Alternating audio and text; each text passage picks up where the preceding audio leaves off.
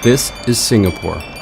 In Sanskrit, it means Lion City, and it is the perfect name for this island city-state that throughout its history has fought for its place in the world.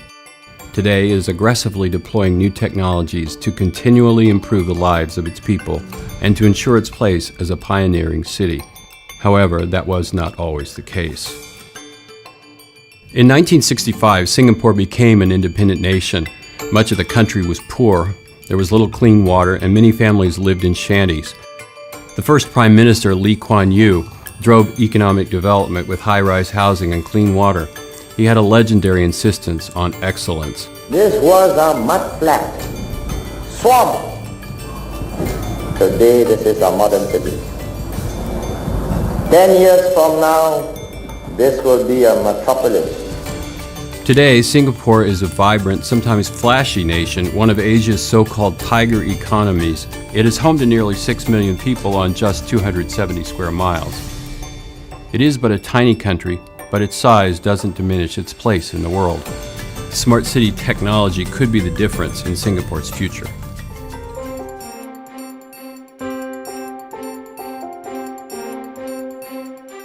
Steve Leonard, CEO of SG Innovate, is arguably the best person to talk about smart technology in Singapore.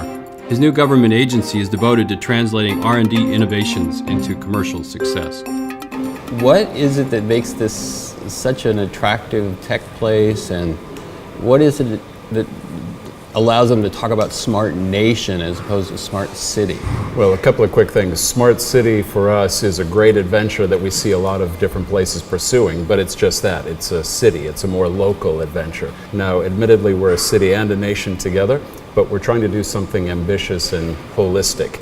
So every part of Singapore, the health, the transport, the energy, everything that goes into the nation, we're trying to be involved with under this banner of Smart Nation. And that means, how do we use information more effectively? How do we tackle some really tough problems around aging population, urban density? So a lot of cities are working on things, but we believe they're working on them more narrowly defined, and we're trying to do something more broad. What are you doing with the urban density thing? I think you can maybe hit the highlights. Sure. Urban density is something that affects a lot of different countries and cities around the world. More and more people getting into smaller and smaller spaces. So the implications on transportation, public safety, resource efficiency such as energy supply are really big and difficult challenges. So we're thinking, what's the role of autonomous vehicles?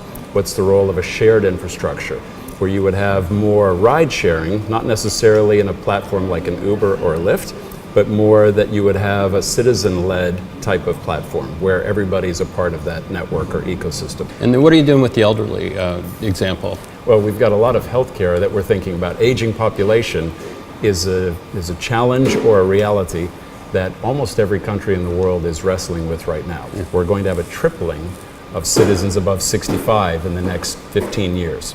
You don't want people to have to go sit in a doctor's office and wait to have a relatively simple scenario such as blood pressure checking for a chronic condition that you need to manage. So if you can do that remotely using technology and still provide care for that person, that would be a great improvement for them and also take strain off the system. So for us, Smart Nation will come to pass.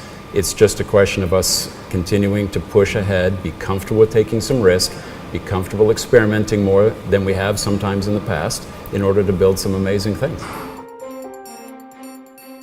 To get a better perspective on smart medical technology, I met up with Dr. Stephen Tucker, an expat who's lived in Singapore for a decade. The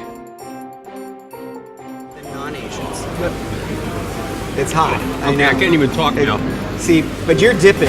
I'm just pouring. No, I'm barely pouring. It's so good. Well, every time I eat hot food, my head sweats, and so that's why I wear a hat. So my experience reading about Singapore before coming here is that, it's really gone through massive transformations in the last 50 years. And I wonder if a lot of the improvements have been because of technology, certainly water quality and that kind of thing, right? Well, there's infrastructure that's been built. And of course, your opening statement's 100% accurate. There's been transformational change in the 10 years I've been here, and the country just celebrated its 50th anniversary last year.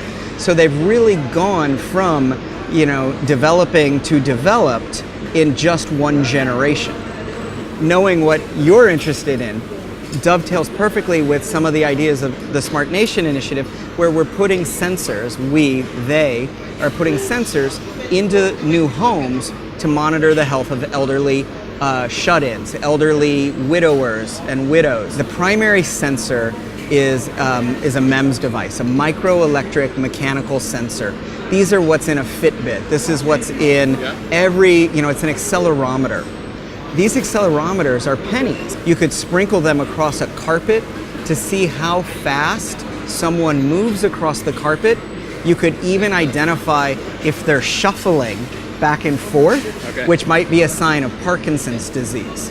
Everyone has to realize that we are in a pivot. We are pivoting away from a reactive, medical-based system into a proactive, wellness-based system. I think we should get a second on this stuff. It's all good. Should get some iced kachang. There you that's go. what we're doing. Okay. To find out how the country's smart tech is being applied at the earliest stages, I'm heading to a local preschool. Hello. A lot of schools are grappling with how to teach coding at a very young age, which the attitude in Singapore is that you want to have a positive experience, just like you want to have with mathematics, so that the very youngest people will grow older and have an appreciation for it and not a negative approach to it. Oh wait, you can't do that. This is called VBUT, and what it teaches sequencing, and sequencing is important for coding, obviously. So these students are using this little robot to learn how to sequence. And if you go from 0 to 20, it's 5 spaces. So you push the forward button 5 times, and then if you want to turn left, there's a left turn button and a right turn button. The point of all of this is really to teach coding eventually. There's a very strong integration in this school system between practical concrete skills and coding skills, which are very abstract. I'll see you guys later. Nice meeting you. Hardest part of going to preschool is getting up. Okay.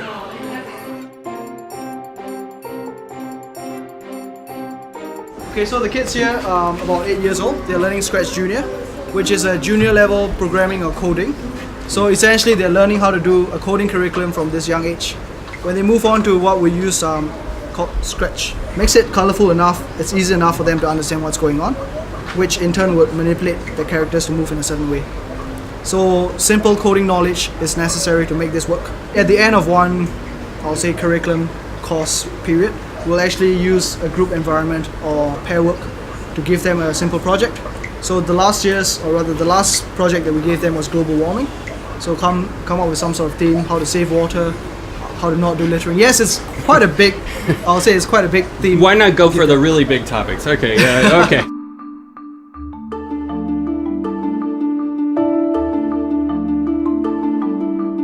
Smart Nation, the objective is basically to use technology to help our citizens to live better.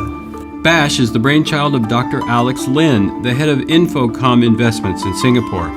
It stands for Building Amazing Startups Here, an incubator to foster tech talent. So we go around the world to recruit startups to come here, and then we provide them with mentorship to help them to build the minimum viable products and ultimately teach them how to present to investors, raise the money, and then begin to build and incubate, become a viable company. The BASH is created as a space for acceleration, and we noticed that the success rate for the startup, if the team is very diverse, that means there's a mixed gender, mixed nationality, mixed background, and they will be a lot more successful.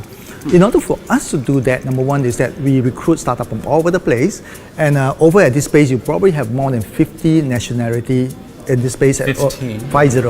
Oh, 50. 50, okay, out of about 200 over people down here. By putting acceleration ahead of building a product, we increase the success rate to about 40%. 40%. 40%. So that increased tremendously. This is a Singapore idea, your idea. Well, this is basically tried and tested for most of the market. Eventually, everybody will realize that. Singaporeans seem uniquely trusting of their government, and with all the new advancements that are being implemented, I wanted to talk to someone who could give me the local point of view on smart tech. So I'm going to meet up with Ferreira, who has worked with the government of Singapore and has lived here all of her life.